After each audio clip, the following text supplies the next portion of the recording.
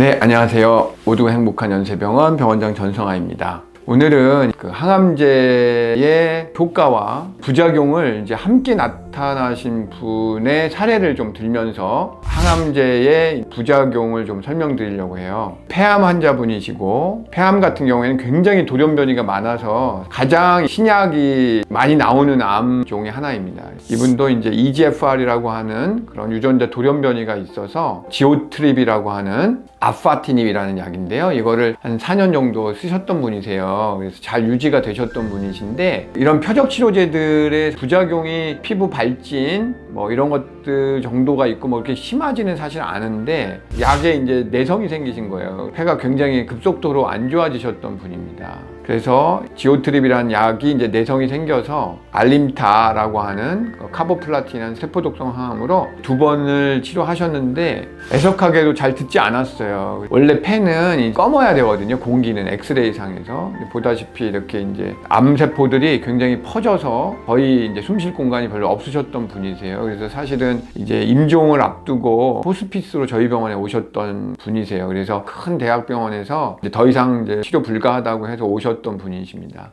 또 이분 같은 경우에는 저런 이제 폐 모양은 사실 감별해야 될 게 굉장히 많습니다. 뭐 바이러스, 곰팡이 뭐 이런 것도 저런 양상으로 나타나기 때문에 이분이 보면 그 대학병원에서 항생제를 굉장히 오래 쓰셨어요. 쓰셨는데도 불구하고 안 좋아지셨기 때문에 이제 아마 암의 진행일 가능성이 조금 더 점쳐지는 거죠. 뭐 세균이면 더 없어졌어야 되는데, 그래서 이제 저희 병원에 오셔서 이제 사실은 임종을 준비하시는데 굉장히 젊으시잖아요. 지금 42살밖에 안 되셨던 분이어가지고 어떻게 보호자랑 상담을 했어요. 약을 투약을 하시고 나서는 사진 보다시피 굉장히 좋아지셨어요. 너무 축하할 일이죠. 정말 기적이라고 생각을 했습니다. 침대에서 움직이지 못하시고 그 하이플로어라는 기계를 하고 있었는데 이제 코로 바꾸고 산소 뭐 한 2, 3리터 정도까지 줄이고 휠체어 타고 밖에도 나가고 그러셨어요. 정말 우리는 기적이다.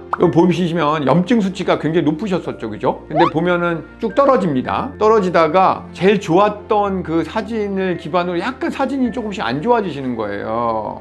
그래서 약간 염려하고 있었는데 어느 순간에 갑자기 호흡을 굉장히 급하게 하시면서 산소 포화도가 떨어져가지고 다시 이제 하이플로우를 하게 됐어요. 정말 순식간이에요. 근데 이상하죠? 암이 저렇게 좋아졌는데 그 사이에 나빠진 건지 좀 의아하게 생각을 제가 했고, 또 한 가지는 맵 샤단제가 어떻든 간에 치명적인 부작용이 이제 약에 의한 폐렴이 있어요. 그리고 또 한 가지는 당연히 세균입니다. 이분이 폐가 저렇게 안 좋은 경우에는 대학병원에서도 그 스테로이드를 쓰면 염증이 좀 가라앉기 때문에 좀 숨쉬기 편해져요. 그래서 스테로이드를 굉장히 오랫동안 쓰셨던 분이에요. 그러니까 이 스테로이드는 사실 면역 억제제이기 때문에 균들이 잘 생깁니다.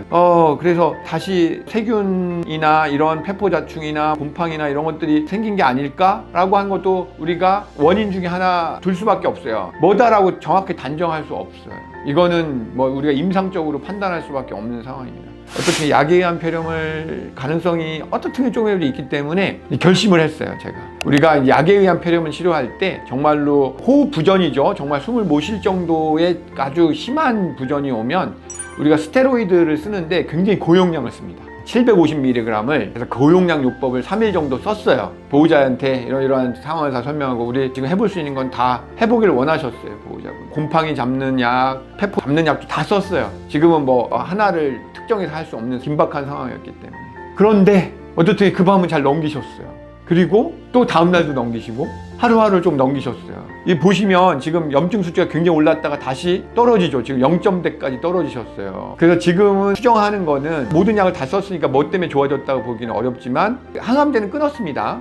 원칙이 이제 약제에 의한 폐렴이 생겼을 때는 약제를 끊는 거예요. 그래서 일단은 이 아무리 효과가 좋아서 사실 끊기가 조금 망설여지긴 했어요. 그것 때문에 굉장히 좋아지셨었는데 약을 끊으면 다시 암이 나빠지면 어떨까라는 생각이 들었지만, 나빠질 때에도 그 약을 쓰고 있었거든요. 그러니까 어떻게 약을 끊는다고 해서 더 나빠질 건 없기 때문에 일단 첫 번째로 제가 한 건 약을 끊었고, 그 다음에 두 번째는 이제 고용량 스테로이드를 줬고, 세 번째는 세균, 폐포자충, 곰팡이, 이런 곰팡이가 또 면역력이 떨어지면 생깁니다. 이런 걸 다 커버하는 약을 쓰면서 어떻든 간에 이분은 지금 뭐 얼마 되지는 않았지만 지금 일주일째 잘 버티고 계세요. 일단은 조금의 더 희망을 진행 중인 분이십니다.